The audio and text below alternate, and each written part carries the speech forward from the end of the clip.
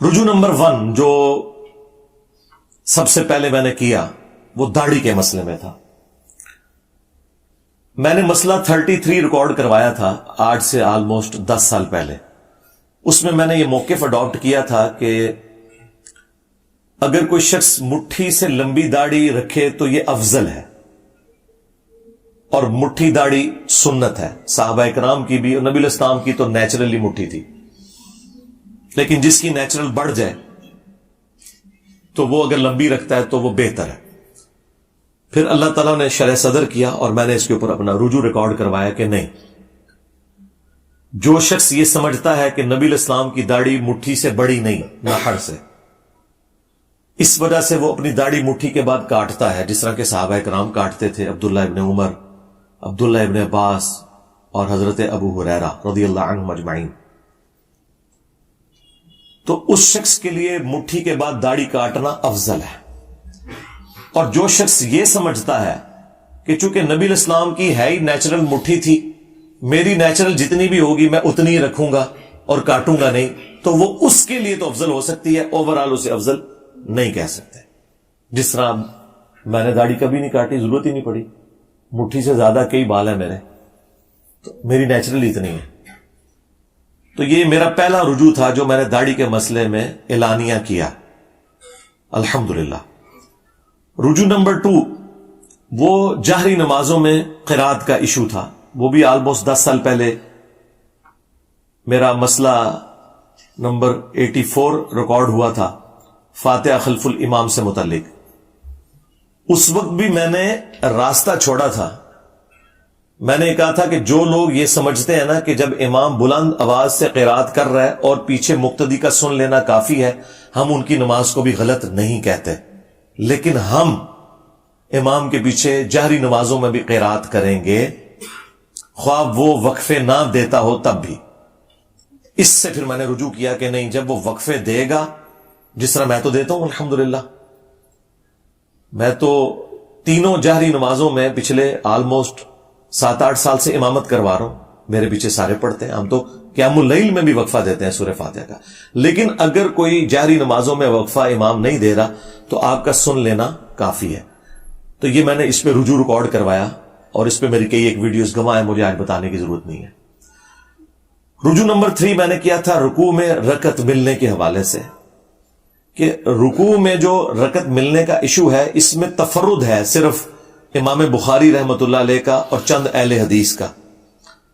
Otherwise اہل سنت کے چاروں ائمہ، امام ابو حنیفہ، امام شافعی، احمد بن حنبل، امام مالک اور اہل تشیع بھی، یہ سب کے سب قائل ہیں کہ رکوع میں رکعت مل جاتی ہے. اور اس کیس میں وہ قیام کے اندر جو قرات ہے وہ ایکسیپشن ہے، اللہ تعالیٰ نے معافی دی ہوئی ہے، لیکن اس کی روٹین نہ بنائی جائے. اس کے حوالے سے میں نے دلائل ذکر کیے ہیں، وہ آپ میری ویڈیو دیکھ لیں.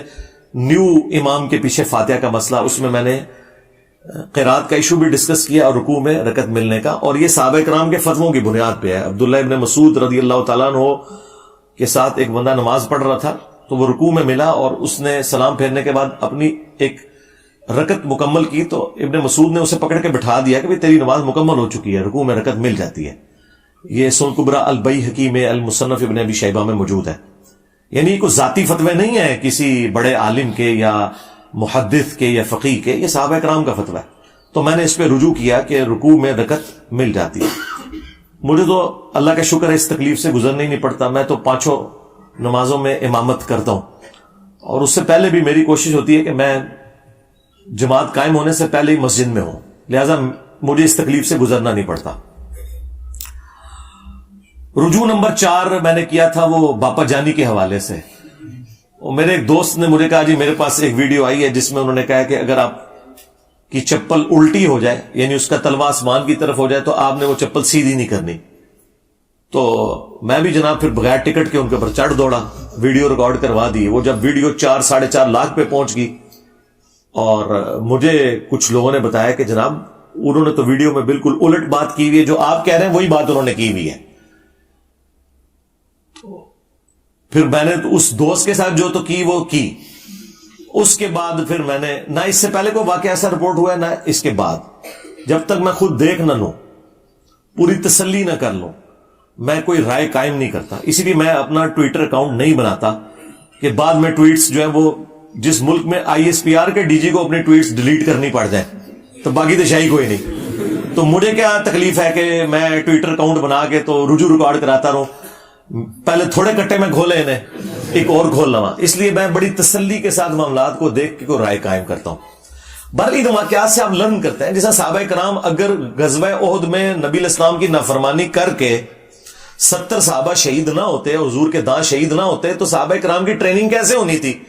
کل کو رومنز اور پرشینز کے خلاف اس طرح کی حکم عدولی افورڈ ہو سکتی تھی؟ کیا صحابہ سپر پاورز کا مقابلہ کر سکتے تھے اتنے لوز ڈسپلن کے ساتھ؟ اگر وہ غزوہ احد والی غلطی کے بعد اللہ تعالیٰ نے 60 آیات میں انہیں ڈانٹ پلا کے ان کی اصلاح نہ کی ہوتی.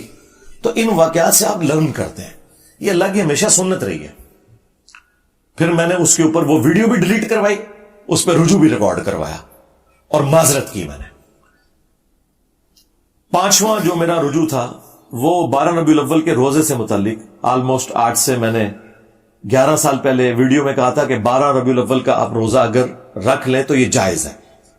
لیکن پھر بعد میں میری توجہ اس حوالے سے دلوائی گئی کہ سوموار کا روزہ تو ثابت ہے صحیح مسلم میں, نبی علیہ السلام کی پیدائش کی خوشی میں اور قرآن کے نزول کی خوشی میں, لیکن 12 ربیع الاول کا روزہ کہیں پہ رپورٹ نہیں ہوا. تو میں نے اس پہ پھر اپنا رجوع ریکارڈ کروایا تھا کہ 12 ربیع الاول کا روزہ آپ نہیں رکھیں گے. آپ نے میلاد کی خوشی منانی ہے تو صحیح مسلم میں جو آیا فیہ ولدت وفیہ انزل علیہ, اسی دن میں پیدا ہوا اور اسی دن مجھ پہ پہلی وحی نازل ہوئی. آپ پیر کا ہی روزہ رکھیں گے, 12 ربیع الاول کا روزہ نہ رکھیں.